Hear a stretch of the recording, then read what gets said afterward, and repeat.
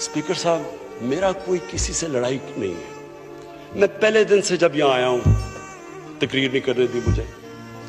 जब मैं बात करता हूँ शोर मचता है, गलत बातें करती है। मेरी किसी से कोई लड़ाई है? इन सबको जो भी ये समझता है कि ये मैं किसी से लड़ाई की वजह से या कोई मैं अपने दुश्मनियां किसी से हैं, मेरी कोई किसी से दुश्मनी नहीं।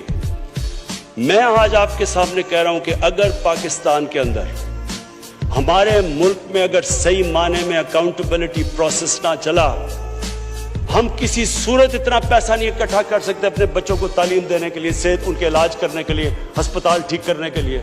हम आगे बढ़ ही नहीं सकते। जब एलीट करप्शन पे लगी हुई है, वो आप कैसे समझते हैं वो मुल्क तरक्की करेगा?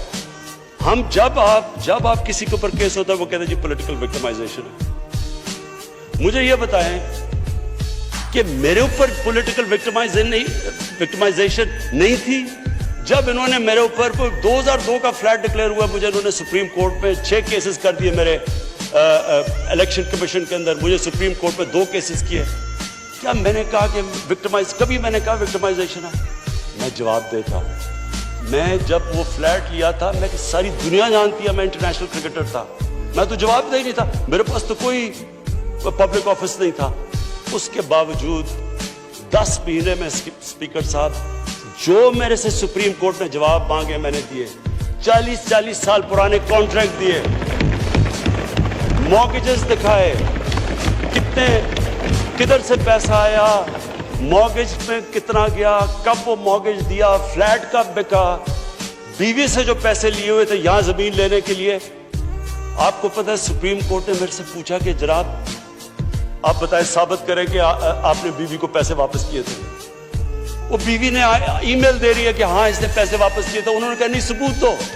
ये कभी हुआ ही नहीं है ऐसे कि वो बीवी कह रही है पैसे, वो कहते नहीं। बैंक स्टेटमेंट्स निकाल के दी 15 साल पुरानी, जो मेरा ट्रांजैक्शन बीवी के साथ था, मनी ट्रेल दी, सारा जो पैसा वहां से हलाल की कमाई का बाहर से पाकिस्तान लेके आया, उसकी मनी ट्रेल दी। स्पीकर साहब, कोई मैंने कमाल नहीं किया। ये हर उस मुल्क में जिसमें जेन्युइन डेमोक्रेसी है, वहां एक लीडर को जवाब देना पड़ता है, क्योंकि वो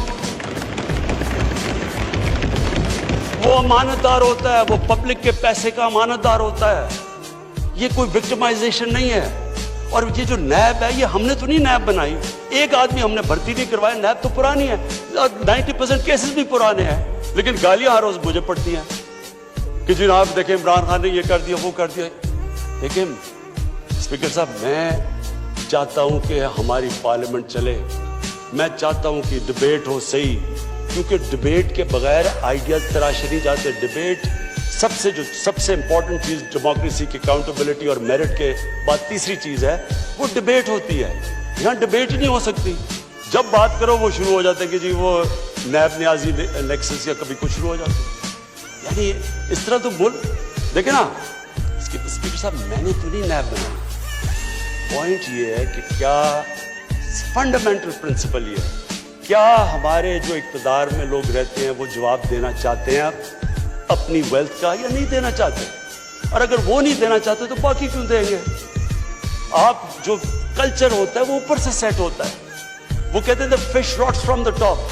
जब ऊपर से खराब होता है, सारा माशरा नीचे तक तबाह हो जाता है।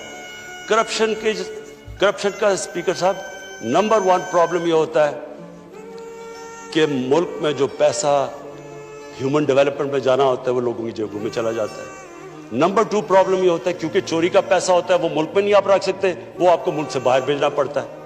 तो मैं सिर्फ ये कंक्लूड करता हूँ स्पीकर साहब, मैं अपनी ऑपोजिशन से बड़े रिस्पेक्ट से कहना चाहता हूँ, मेरी कोई किसी से दुश्मनी नहीं है, ना मैं कुछ बदला लेना चाहता हूँ।